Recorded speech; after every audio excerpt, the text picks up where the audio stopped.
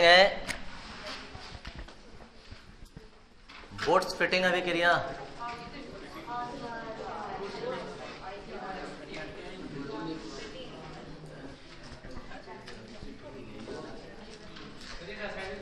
हाँ, सब रासायनिक गुण चल जाएंगे। ऐसा कभी नहीं आएंगे कि क्लोरोबेंजीन के रासायनिक गुण लिखे हैं, ऐसा नहीं आते हैं।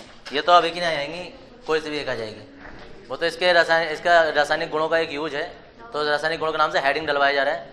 वरना अभिक्रिया तो ऐसा है कि बोट्स फिटिंग अभिक्रिया किसे कहते हैं, 2 नंबर में सीधे डायरेक्ट यहाँ से आ जाता है। निम्नलिखित पर टिप्पणी लिखी है बोट्स अभिक्रिया। देखो 3 अभिक्रियाएं लगातार आने वाली हैं। बोट्स अभिक्रिया वो तो पहले कर लिया तुमने, बोट्स अभिक्रिया, बोट्स फिटिंग अभिक्रिया और फिटिंग अभिक्रिया, 3 अभिक्रियाएं। अब देखो जरा इसे ध्यान से देखो, बेंजीन जो है वो हम खड़ा नहीं बना रहे हैं, आपके बेंजीन पड़ा बनाएंगे।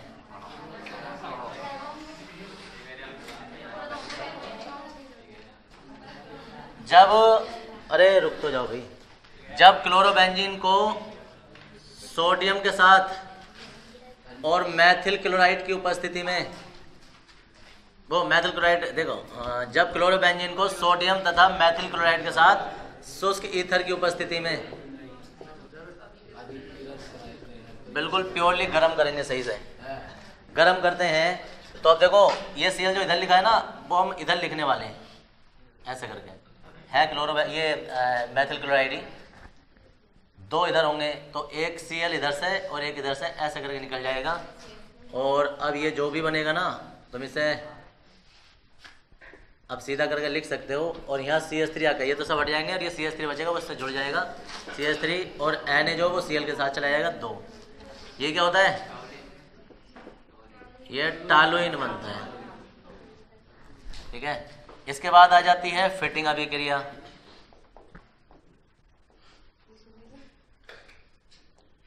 एक साथ ही बता रहा हूँ देखो, फिटिंग अभिक्रिया। फिटिंग अभिक्रिया में क्लोरोबेंजीन ही लिए जाते हैं, और यहाँ 2 सोडियम लिए जाएंगे, और यहाँ फिर क्लोरोबेंजीन ही आ जाएगा।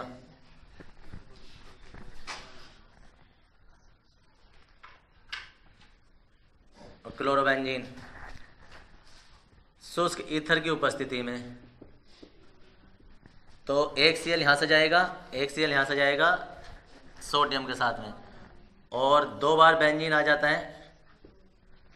तो चाहे तो इसे डाईबेंजीन कह दें, लेकिन डाईबेंजीन कॉमन नाम होता नहीं है। जो सामान्य इसका अच्छा नाम बोला जाता है वो डाईफेनिल बोला जाता है।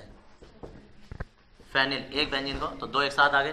तो क्या ऐसा होता है ना, एक का पूर्व, ये जो जब पहले नाम बोला जाता है ना, पहले किसी का नाम बाद में आ जाए, जैसे किसी का क्लोरीन का क्लोरो लेते हैं, ब्रोमीन का ब्रोमो लेते हैं, ऐसे बेंजीन का जब पूर्व लगन लेंगे ना, तो वो बेंजो नहीं होता है, वो फेनिल के रूप में लिया जाता है, ठीक है। जैसे मैथेन का मैथिल हो जाता है, तो बेंजीन का फेनिल हो जाता है। तो फेनिल हो गया। अब इसका लें या इसका लें, दोनों बराबर की पावर के हैं, तो दोनों का ले लिया जाता है डाईफेनिल।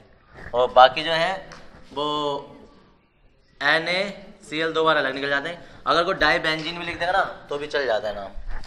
ये कहलाती है फिटिंग अभिक्रिया। और जी इसके बाद आ रही है अल्मान अभिक्रिया। किसी किसी किताब में ये उल्मान के नाम से भी आती है, अल्मान अभिक्रिया। जब आयोडोबेंजीन को कॉपर के साथ और आयोडोबेंजीन के भी 2 अणु लिए जाते हैं के साथ शुष्क ईथर की उपस्थिति में गर्म करते हैं, तो यहां से आई अलग हो जाते हैं और बनता डाईफेनिल ही है।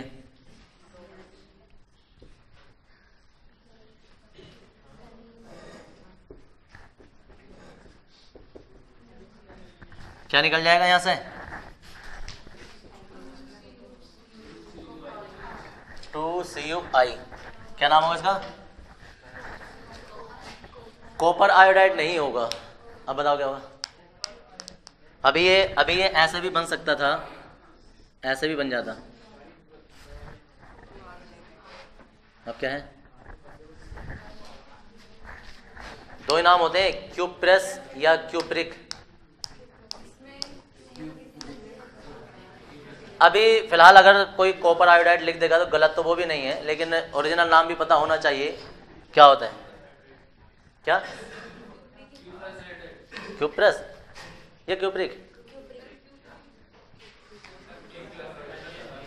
एक है क्यूप्रस आयोडाइड होता है ये, ठीक है। अगर यहाँ अभी जो लिखा था ना, अगर 2 आयोडीन लेने पड़ते अकेले की तुलना में तो 2 पावर होती है उसकी, तो वो क्यूप्रिक आयोडाइड होता है, क्यूप्रस आयोडाइड है। और कॉपर आयोडाइड भी कह देते हैं क्योंकि सामान्य नाम इसका यही होता है।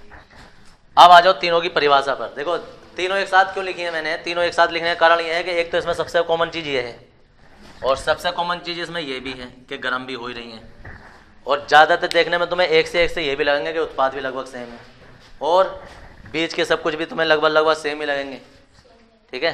तो अभी तुम ना 3 अभिक्रियाएं तुम्हारे सामने अब तक आ चुकी हैं। एक थी वुड्स अभिक्रिया, एक आ गई है वुड्स फिटिंग अभिक्रिया, एक है फिटिंग अभिक्रिया खाली। देखो इसमें जो ना 2 अणु लिए जाते हैं, देखो हर किसी में डबल अणु लिए गए हैं। सुन लो भाई, इसमें दोनों एलिफेटिक लिए जाते हैं, CH3 2 बार लिए जाते हैं। इसमें एक तो बेंजीन लिया जाएगा और इसमें एक CH3 लिया जाएगा, और इसमें दोनों बेंजीन ही लिए जाएंगे।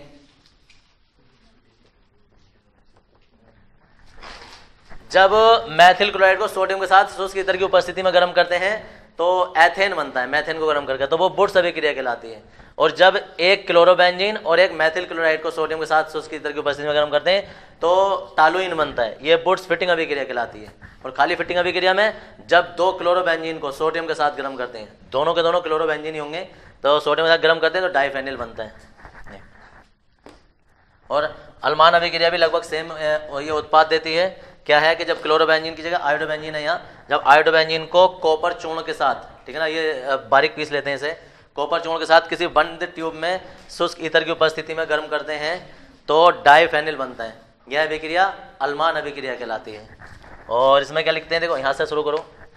जब क्लोरोबेंजीन को सोडियम के साथ, क्लोरोबेंजीन को सोडियम तथा मैथिल क्लोराइड के साथ, ठीक है, जब क्लोरोबेंजीन को सोडियम तथा मैथिल क्लोराइड के साथ शुष्क ईथर की उपस्थिति में गर्म करते हैं तो टालुइन बनता है। एक्स्ट्रा उत्पाद हम बताते नहीं हैं, मुख्य उत्पाद बताते हैं। टालुइन बनता है। यह अभिक्रिया वुड्स फिटिंग अभिक्रिया कहलाती है। इधर आ जाओ। जब क्लोरोबेंजीन को, अब क्लोरोबेंजीन को ऐसा समझ लेंगे ना, जब क्लोरोबेंजीन को सोडियम के साथ क्लोरोबेंजीन के साथ ऐसे करके, ऐसा नहीं होता है, क्लोरोबेंजीन आ गई। इस अभिक्रिया को अगर जो हम एक साथ लिखना चाहते ना, देखो ये सिर्फ समझाने की वजह से खोल के लिखी गई है, वरना ये अभिक्रिया जो ये वाली अभिक्रिया है ये हम सीधा सीधा ऐसे लिखते हैं कि एक ही बेंजीन बनाते हैं, ठीक है जी, और उसकी 2 से गुणा करते हैं और 2 एन लिखते हैं ऐसे करके, और यहाँ सीधा सीधा हम डाइफेनिल ऐसे एक साथ ही बना देते हैं, ठीक है, ऐसे करके। और हम ये दिखा देते हैं कि ये जो है यहाँ से चला गया है, और ये लगाने की जरूरत भी नहीं है, सीधा सीधा पता चल जाता है कि 2 यहाँ से बन चुके हैं NaCl। तो ये अभिक्रिया ऐसे भी खत्म हो जाती है, यहीं आ जाती है, इतनी बड़ी होती। लेकिन तुम्हें दिखाया गया कि अभिक्रिया कैसे कैसे हो रही है अंदर, तो इसलिए दिखाया गया। क्या है कि जब क्लोरोबेंजीन को, अब क्लोरोबेंजीन दोनों आ गए, जब क्लोरोबेंजीन को सोडियम के साथ शुष्क ईथर की उपस्थिति में गर्म करते हैं तो डाइफेनिल बनता है। यह अभिक्रिया फिटिंग अभिक्रिया कहलाती है। आ जाओ, देखो हिंदी बनाने सीखो। हिंदी अगर तुम्हारे दिमाग में होगी ना तो अभिक्रिया चला लोगे, अभिक्रिया याद रखोगे ना तो भूल जाओगे, यार पता ना Cl इधर था, पता नहीं Na था, या पता नहीं क्या था, पता गर्म कर रहे थे नहीं कर रहे थे। हिंदी याद रखो, क्योंकि हिंदी तुम बचपन से पढ़ते आ रहे हो, हिंदी याद रख लोगे। अभिक्रिया चलानी सीखो, कैसे चलती है अभिक्रिया। तो क्या है कि जब क्लोरोबेंजीन को सोडियम के साथ शुष्क ईथर की उपस्थिति में गर्म करते हैं तो डाइफेनिल बनता है। यह अभिक्रिया फिटिंग अभिक्रिया कहलाती है। अलमान अभिक्रिया में देखो कि जब आयोडोबेंजीन को कॉपर चूर्ण के साथ, ठीक है ना, और बंद ट्यूब में करना होता है, दोनों ओर से बंद ट्यूब करते हैं तब गर्म करते हैं इसे। जब आयोडोबेंजीन को कॉपर के साथ, कॉपर चूर्ण के साथ बंद ट्यूब में शुष्क ईथर की उपस्थिति में गर्म करते हैं तो डाइफेनिल बनता है। यह अभिक्रिया अलमान अभिक्रिया कहलाती है। जो बोर्ड पे दिख रहा है वही हिंदी है, कोई अलग से अपने पास से कुछ तुम्हें एक्स्ट्रा कुछ बनाना नहीं है और एक्स्ट्रा कुछ लगाना नहीं है, जो दिख रहा है वही लिखना है। लिख लोगे अपना आप, उतारो सारी। बंद ट्यूब में गर्म करेंगे तो क्या होगा, 800 डिग्री से हम टेम्परेचर होता है पिघलने के लिए चाहिए इसे, और हम छोटा मोटा गर्म करें 150 डिग्री पर। ऐसे कॉपर को पिघला रहे हो तुम। कितने रासायनिक गुण हो गए थे, ये 5वां है, बस खत्म हो गए रासायनिक गुण। और इसके बाद हेडिंग जो है वो है क्लोरोफॉर्म।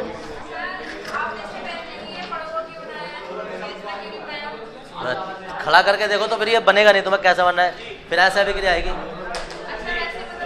दिखाने का। जब क्लोरोबेंजीन को सोडियम तथा मैथिल क्लोराइड के साथ, ये मैथिल क्लोराइड है, कभी किसी को कुछ और दिखाई दे रहा हो?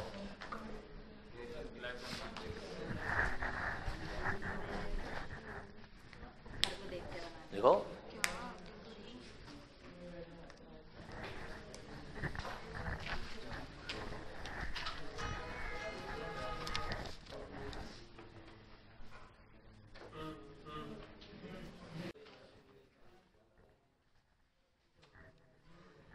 नीचे वाली जब अनुमान अभिक्रिया लिखो तो बंद ट्यूब जरूर लिखना है। जब आयोडोबेंजीन को कॉपर चूर्ण के साथ बंद ट्यूब में शुष्क ईंधन की उपस्थिति में गर्म करते हैं तो डाइफेनिल बनता है। टेम्परेचर ओपन नहीं करते, लगभग 100 से प्लस रहता है, 120 से।